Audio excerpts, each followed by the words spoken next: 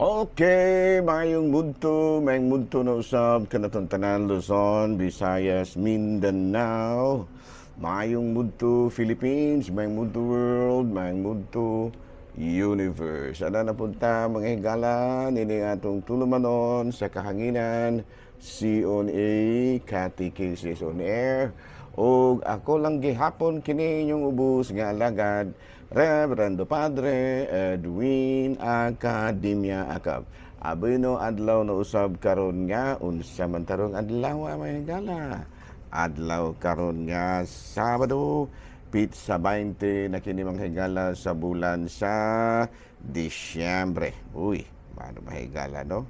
So adlaw karon na Sabado, Pitsa 20 na karon ug padayon kita sa atoa nga mga pagpangalagad, no? Abay naman higala ato di ay nga timbayaon usab ug mayong mudto ang atong kalahorong obispo, no? Bishop Polito B. Cortez, ang atong station manager si Father Rama Ata ug ingaman usab ang atong mga kaigsuonan nga mga kaparian lukop Kabisayan ug Mindanao nga maabot karon sa ato ang pagsibya. Nahala no?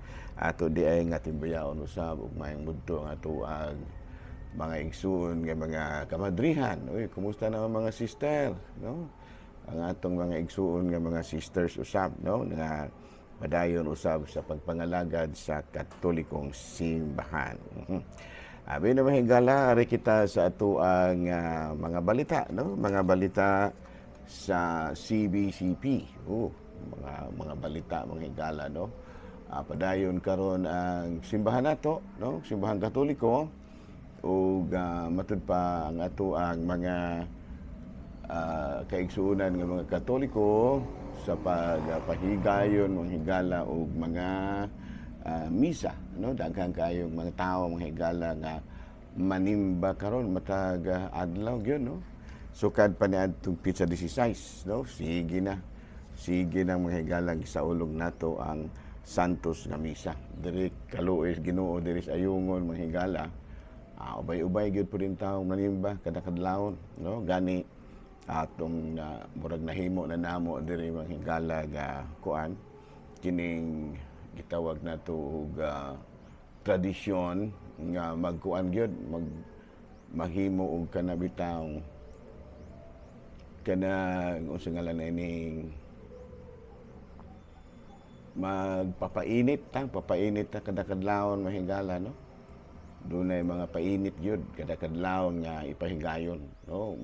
Ang style na mo diri mahigala kuan kanang mag-sponsor lang ta og mga pa-sponsoran sa atong mga communities mahigala, no? Nakanindot mahigala kini bitang mga community nato, no? Mao gyud maoy mangandam sa BEC, no? Mga BEC communities mahigala dako kay ikatabang gyud, no?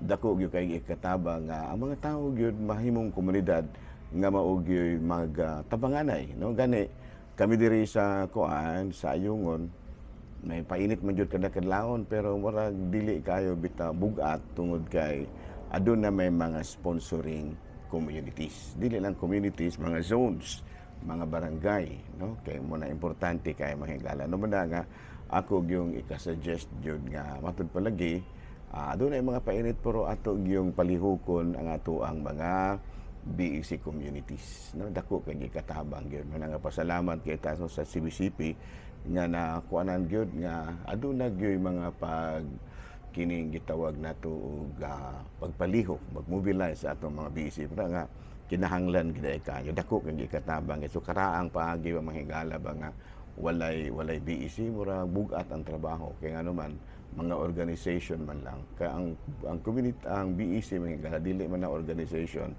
it's a way of being church ato pa muna gyud siya pamaagi by communities na, no? Muna, no? Abi na so padayon ta mga higala ari kita sa ato nga Saint of the Day. Bueno karong adlaw mga higala ang Saint of the Day nato Saturday walay lain kung dili si Saint Vincent Romano. Saint Vincent Romano mahigala, no? Known but remarkably figure in the Catholic Church celebrated for his deep humanity, tireless pastoral care, and steadfast commitment to the spiritual. Sa tupakuan kay ini mahigala, no? Kanang gitawag bitaw nato sa English og ligon nga pagtuo nga iyag yung ipaambit ngadto sa uban, no? Kini si Saint Vincent Romano, no? So ingon na niya na. So kini si Saint Vincent Romano nakapakita gid siya manghigala, no? Sa iyahang tinud-anay gyud nga pagpangalagad, no? Kini si San Vicente Romano, no? Gani natawo kini siya taga kuang kini. Natawo kini si Saint Vincent Romano, no? Usa kini siya ka matud pa naila kini siya manghigala, natawo siya dito sa kining dito siya natawo manghigala sa usa ka lugar dito sa Espanya, no? San Vicente Romano. Naila siya sa iyahang mga maayong buhat o mga pagpakita, no? Gipuy-an gid niya sa iyahang kinabuhi ang pagka-tinud-anay gyud nga pagka-Katoliko. Natud pa, no? So, panahan kita mahingala, ari kita sa ato ang CBCP News, Balitang Simbahan, ni ining kamudtuhon. Buhay na mahingala, Balitang Simbahan, December 17, sa ni adtong kuan manghigala, no? Si Cardinal Tagle, no? Nakapahigayon usab sa iyahang misa didto sa Abu Dhabi. Diin ubay-ubay gyud usab nga mga katawhang Pilipinhon, linibo ka mga katawhang Pilipinhon manghigala ang nitambong sa maong misa, no? Kini si Cardinal Jose Antonio Tagle, no? Dito, no? Nakita sigon sa panagna libuan ka mga tao, thousands of Filipinos gathered in Abu Dhabi aron kapag pag-apil sa simbang gabi dito sa nasangpit nga lugar. Balita mahigala gikan sa Vatican, Pope Leo XIII na mahayag nga matud pa niya ang tinuod gyud nga katagbawan sa tao, wala diha sa lapi o mga butang o laing mga butang kung dili anaa gyud diha kang Kristo, no? Makada ang pamahayag usab ni Pope Leo XIV asol usab sa iyahang misa dito sa Vatican. Mao kadto manghigala mga balitang simbahano niining kamudtuhon ug padayon kita sa ato ang pagpangalagan.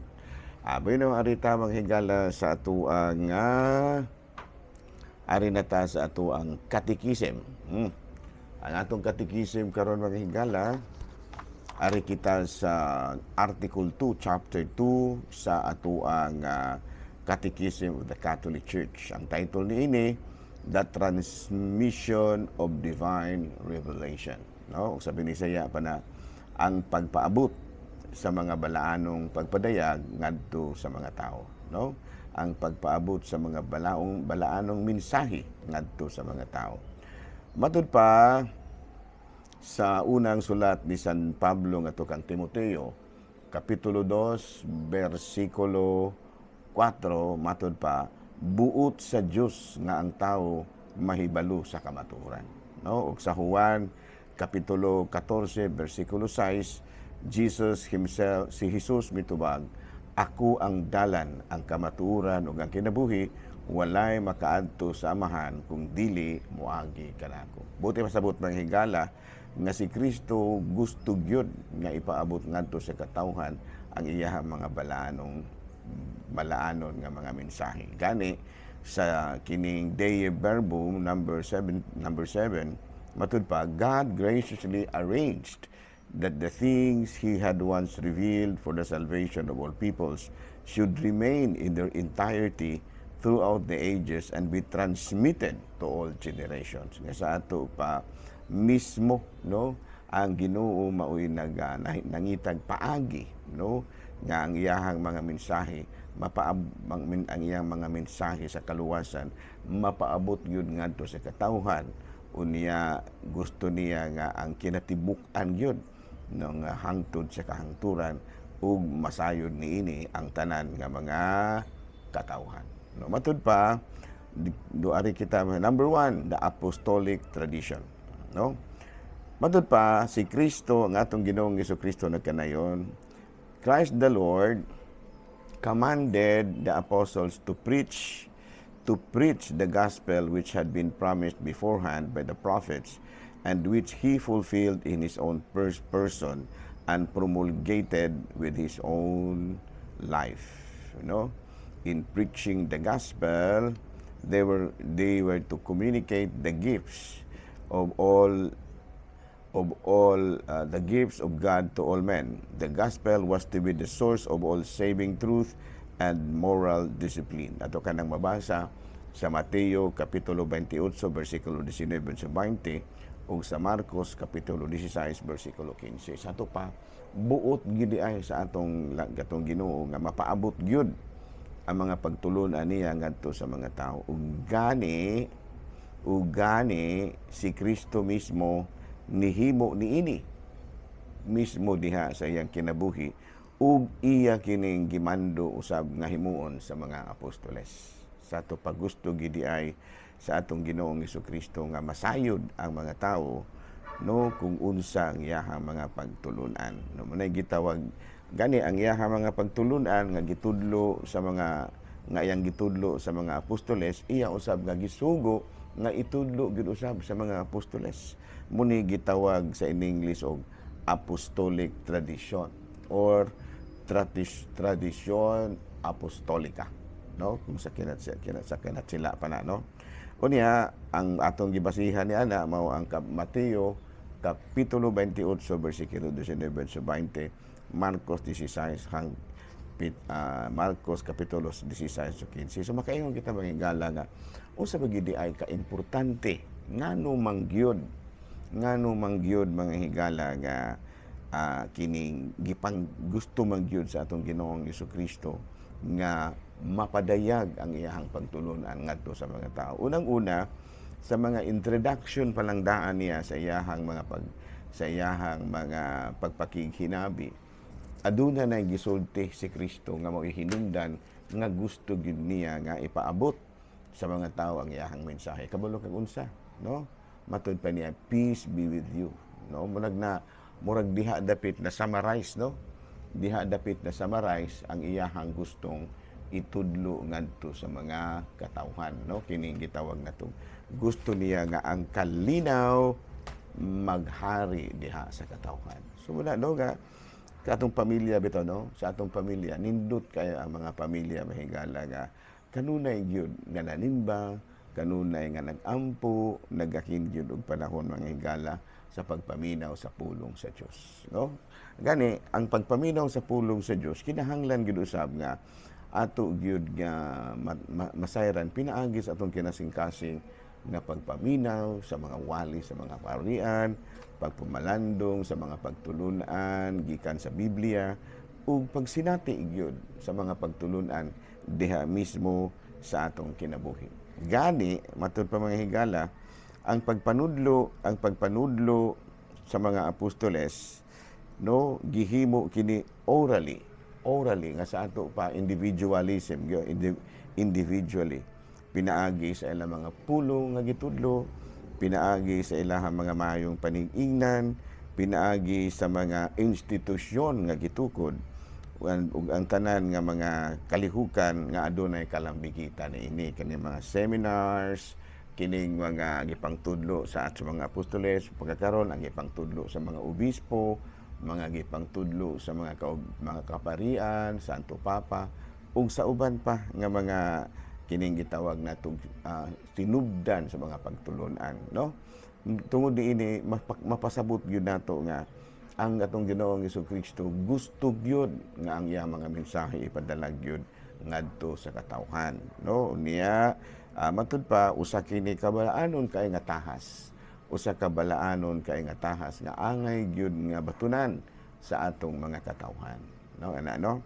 Unya matud pa the apostolic tradition, no, napadala ngadto pinaagi sa oral, no? Oral orally, spoken word of the preaching of the apostles, the bishops, the priests, and also by the example they gave. No, importante ginakayo may higala nga maayo kayo ang mga pagtulunan usab nga gipadala ngadto sa mga tao pinaagi sa mga maayo kayo nga mga kinaiya o example nga gipakita especially to the priests, no? Kitang mga kaming mga kaparian kay kami baya mo ay mangadto sa mga kabaranggayan. Kami mo'y kanunay nga matod palagi, kami ang naauban sa mga tao. Kami ang mga matod pa frontliners sa mga pagtulunan nga itudlo ni Kristo. Kunya mga institusyon nga gitukod kana mga balay sa gupanan, no? Kana mga hospital, kanang mga hospital nga matod pa libre nga, no? Nga sa ato pa di ang kuan day mga higala ang mga divine revelations di ay dili lang nga pinaagi sa simbahan, pinaagi usab kanato, pinaagi sa ato ang mga maayo kayo nga mga gawi nga gipakita kanato, ilabi na palitan mga politiko, no? Makita nato ang mga politiko mga higala nga adunay pipila kanila, no, nga kinasing-kasing gyud nga nagdala sa pulong sa Dios na revealed dinha kanila usab, no, ang mga pagtulunan ni Kristo. Bunda nga awhangon nato ang tanan, no, mga tanan mga all walks of life nga kitang tanan magdalang gyud sa pagtulunan sa atong Ginoong Jesucristo orally, no, orally nga sa ato pa pinaagi mismo sa atong mga pulong o sa atong kinabuhi, and also in writing, no, in writing by those apostles and other men associated with the apostles who under the inspiration of the same Holy Spirit committed the message of salvation in writing. Asuto pa nalambigit gyud usab ang Espiritu Santo. Mas ato pa aduna gyud usay papil ang Espiritu Santo sa pagpadayag sa mga pagtulunan nga ngadto sa mga tao. Mariana, no? Unya lain nga paagi mao mahigala nga napadayag usab sa atong Ginoong Jesucristo, sa atong Dios ang mga pagtulunan niya pinaagi sa mga sa mapadayunon nga apostolic succession. Kini bang gikan kang San Pedro hangtod karon aduna nay 267 ka mga santo papa. Ang pinaka latest karon mao si Pope Leo XIV. Oh, klaro kay na manghigala, no, nga si Pope Leo XIV isip successor sa atong isip ika-267 nga sumusunod or successor ni Saint Peter. Makita nato, no, nga daghan kay siyag mga blangane, no, modern times, no, ana si Pope Leo XIV ana siya ni transmit usab sa mga pagtulunan nga gitudlo ni Kristo, no, gitawag kana og the apostolic succession in order that the full and living gospel might always be preserved in the church. The apostles left bishops as their successors. They gave them their own position of teaching authority.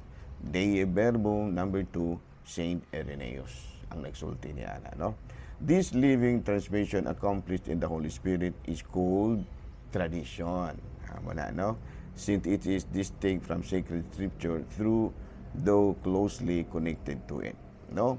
Tradition, the church in her doctrine life and worship perpetuates and transmits to every generation all that she herself is, all that she believes.